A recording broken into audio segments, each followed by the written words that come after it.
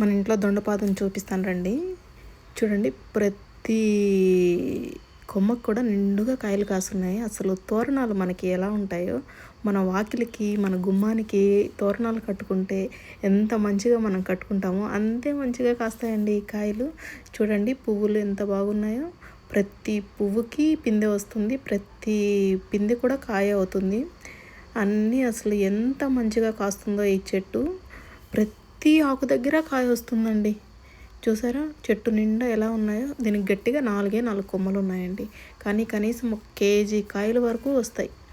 చూడండి, ప్రతి కొమ్మకి ప్రతి ఆకు దగ్గర కాయ ఉంటుందండి.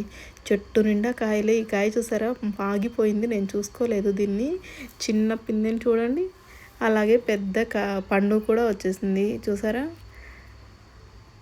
ఎంత మంచిగా అనిపిస్తుంది అసలు. ఈ కలర్ చూస్తే మనకి దొండపండు అదేదో సామెత చెప్తారు చూడండి, కాకి ముక్కు దొండపండు అని.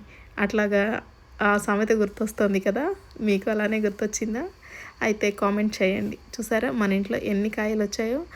ఈజీగా కేజీ పైనే ఉంటాయండి. నేను మామూలుగా బయట నుంచి తెప్పించుకుంటాను కదా, వాటితో పోల్చుకుంటే నాకు ఇవి కేజీ కన్నా ఎక్కువే అనిపించాయి. Thank you. ట్రెండింగ్